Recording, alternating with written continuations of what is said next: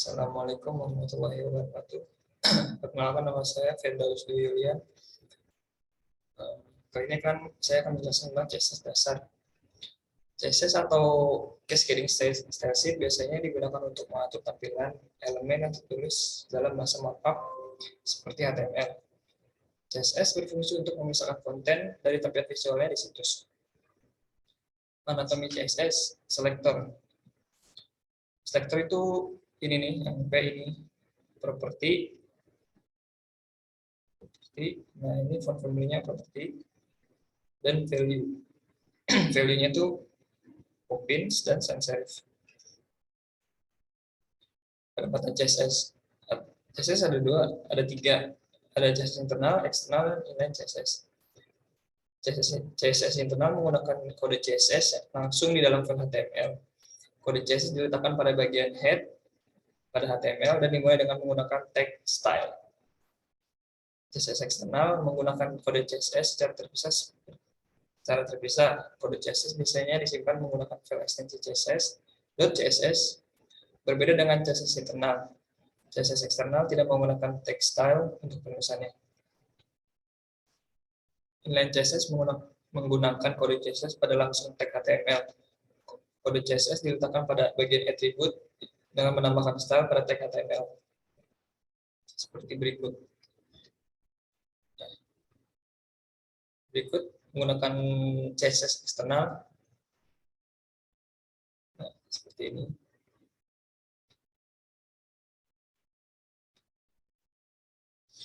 Dan di HTML kita hanya menggunakan seperti ini.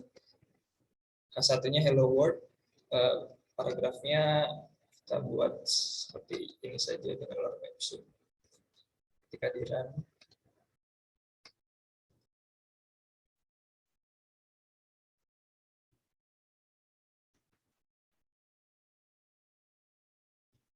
akan seperti ini.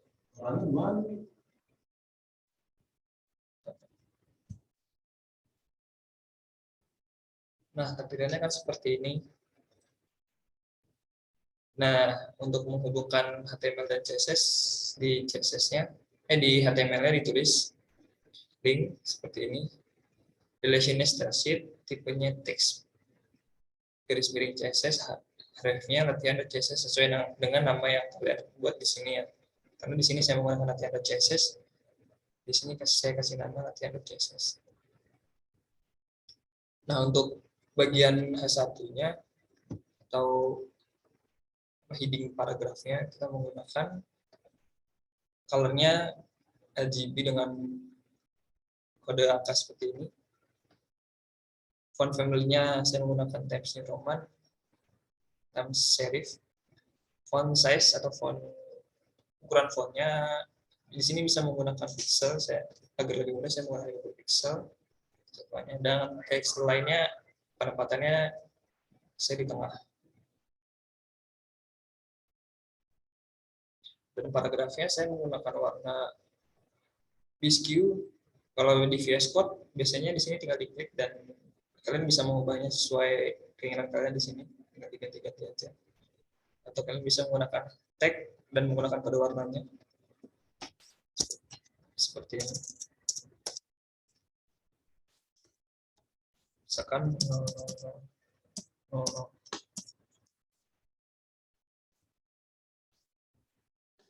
seperti ini.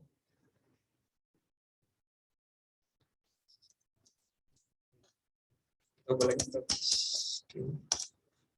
Dan font family-nya menggunakan monospace seperti itu. Kita kembali lagi. Nah, di sini font styling-nya bisa banyak berbagai macam. Font styling-nya font family menggunakan jenis font yang akan digunakan. Value bisa diisi dengan nama font, Poppins, dan generic family-nya bentuk. Fontnya seperti apa? Misalkan sans serif. Nah, size font-nya bisa ditentukan. Font size-nya dengan sintaks seperti ini. Value-nya bisa diisi dengan EM, pixel, atau persen. Sebenarnya saya lebih menyarankan menggunakan pixel karena lebih mudah untuk menentukan ukurannya. font weight atau ketebalan font. Value bisa diisi dengan letter normal 100 sampai 900 bold atau bolder. Nah, karena di sini saya tidak menggunakan font weight karena saya tidak ingin font yang bentuk seperti bold, saya tidak menggunakan. Font varian di sini bisa mengubah font menjadi small caps. Value bisa diisi dengan normal atau small caps. Font style atau gaya fontnya, mengubah font untuk menjadi bercetak miring. Value bisa diisi dengan normal, italic atau oblique. Length height sintaksnya bisa mengatur spasi antar baris. Value bisa diisi dengan normal, pixel, dan IM. Contohnya seperti ini. Kayaknya misalkan fontnya Poppins, gayanya sans serif, span, font size-nya 17, H3, font weight-nya 360, font varian small caps, kayaknya font style italic, span-nya length height 60 pixel. Bisa seperti itu, bisa ditaruh seperti ini. Tapi kalian tentukan dulu di sini menggunakan P atau H1. Seperti itu. Selanjutnya text styling. Nah, di sini text styling untuk yang pertama color. Untuk memberi warna pada tulisan semuanya dapat datangkan color. Value bisa diisi dengan nama, royal blue misalkan, atau hexadesimal dengan kode warnanya. Kalian cari dulu kode warnanya yang diinginkan. Ditulis kode warnanya dengan menggunakan hashtag. Kalau RGB dia menggunakan tiga angka. Di sini mungkin warnanya seperti ini. Sebenarnya saya lebih menggunakan hexadesimal karena warnanya lebih detail. Selanjutnya text line untuk mengatur format paragraf atau teks. Value bisa diisi dengan left, kiri, kanan, center atau tengah, justify atau rata kanan kiri. Text indent untuk memberi indentansi pada paragraf atau teks. Value bisa diisi dengan pixel atau persen. Decoration atau mengatur dekorasi pada teks. Value-nya bisa diisi dengan none atau tidak, atau underline garis bawah, overline di atas, line through untuk garis tidak di tengah-tengah teks. Text transform untuk mengubah huruf teks menjadi huruf besar, kecil, dan kapital. Value bisa diisi dengan non, lowercase, uppercase, dan capitalize. Letter spacing atau untuk mengatur spasi antara jumlah huruf. Value bisa diisi dengan normal, pixel, dengan dua ini. Word spacing untuk mengatur spasi antar kata, kanan kiri. Untuk mengatur spasi antar kata, value bisa diisi dengan normal dan pixel sama seperti letter spacing. Contohnya seperti ini. Bisa dilihat lagi ke sintaksnya.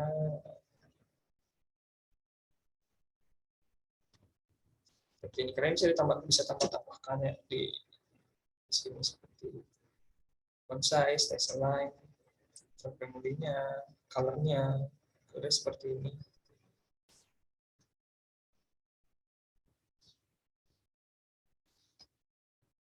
Untuk selanjutnya kita akan mempelajari tentang background.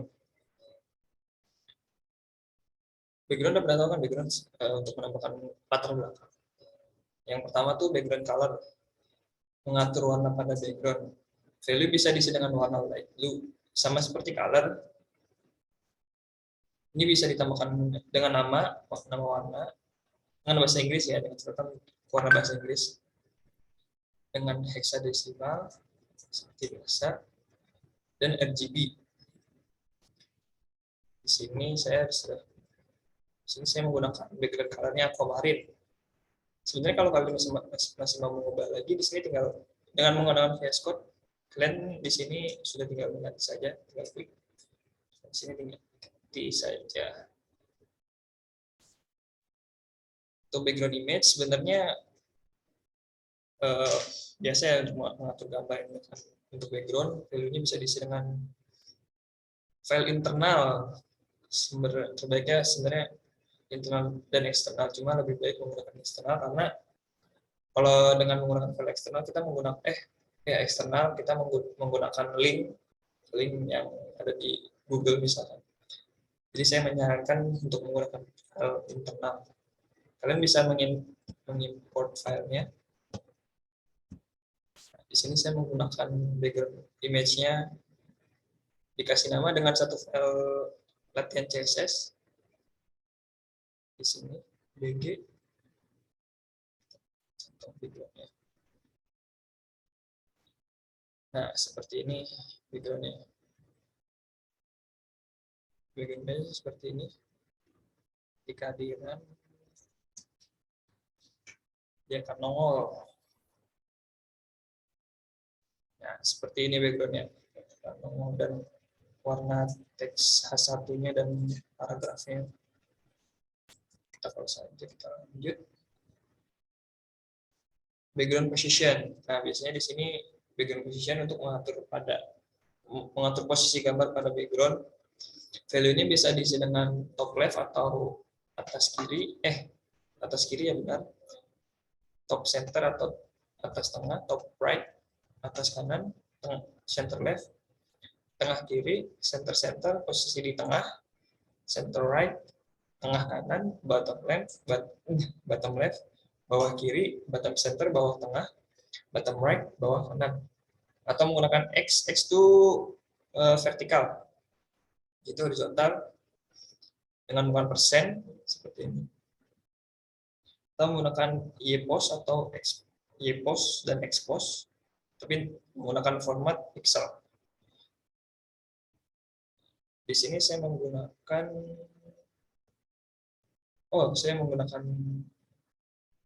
secara default. Default tuh biasanya di top bagian tengah, top atas.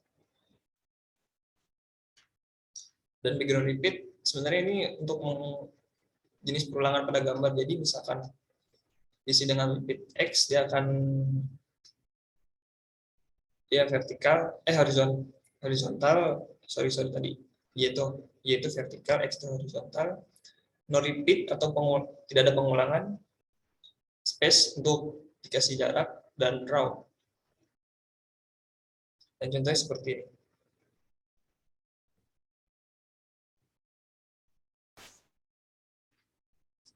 Saya menggunakan seperti ini, dan background repeat-nya saya menggunakan X karena saya ingin background-nya itu mengulangnya ke vertikal, horizontal.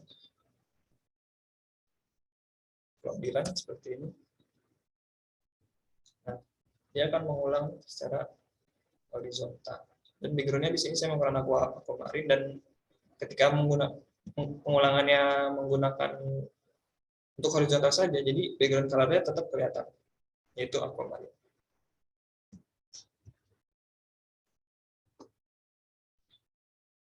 Selanjutnya CSS selector.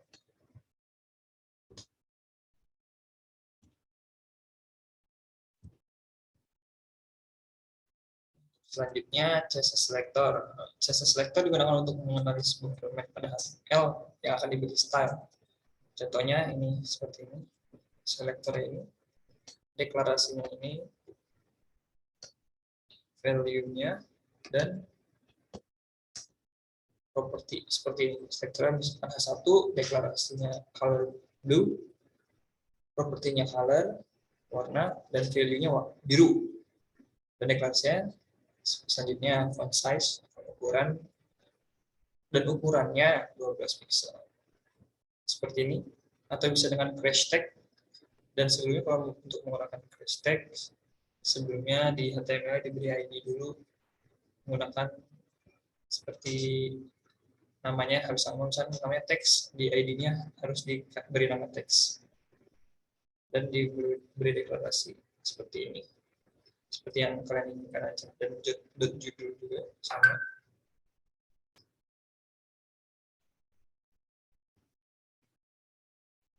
sama seperti ini juga. Nah, ini deklarasinya, di sini selektornya, sini deklarasinya,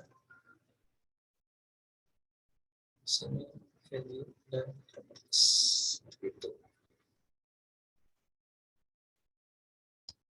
Selanjutnya CSS pseudoclass. CSS pseudoclass adalah kelas semu yang dimiliki oleh sebuah elemen HTML yang membuat kita dapat mendefinisikan style pada keadaan tertentu dari elemen tersebut. Pseudoclass yang berhubungan dengan link.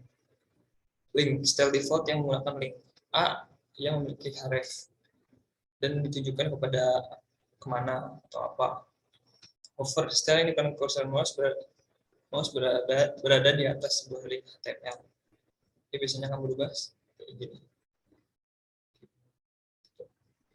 Aktif style ketika sebuah link klik di link style ketika sebuah link diklik dalam keadaan aktif. Visited style ketika sebuah link sudah pernah dikunjungi sebelumnya dengan menggunakan browser yang sama, dia akan berubah menjadi teksnya link itu akan berubah menjadi warna biru. Di sini ya, dia akan berubah menjadi warna biru. Pseudoclass yang berhubungan dengan posisi elemen. First child memiliki elemen pertama dari sebuah parent atau elemen pembungkusnya. Last child memiliki elemen terakhir dari sebuah parent atau elemen pembungkusnya. In child dalam kurung n memiliki elemen ke n dari sebuah parent ke elemen pembungkusnya. N bisa berarti urutan, misalkan 1, 2, dan seterusnya, atau pula 2. N 3n plus 2 atau 4n-1 atau ganjil dan genap, even and odd. First of type memilih elemen pertama dari sebuah jenis type atau tag. Last of type memiliki elemen terakhir dari sebuah jenis type.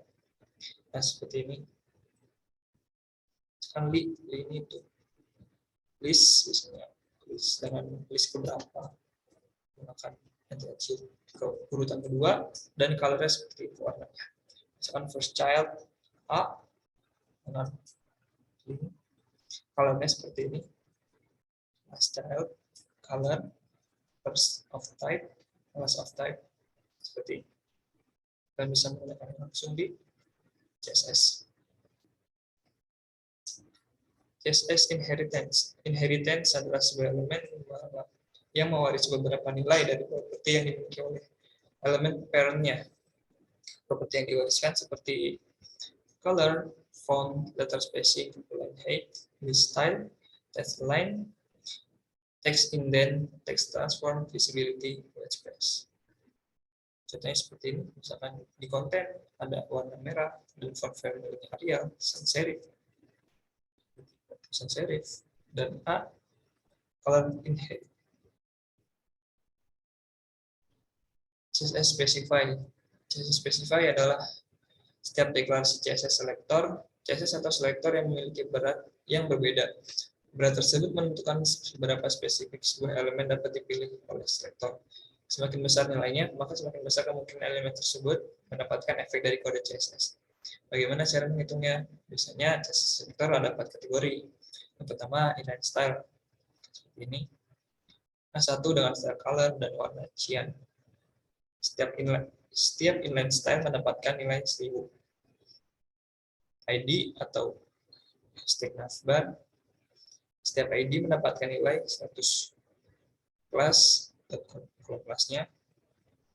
Konten. Setiap kelas mendapatkan nilai 10. Elemen H1.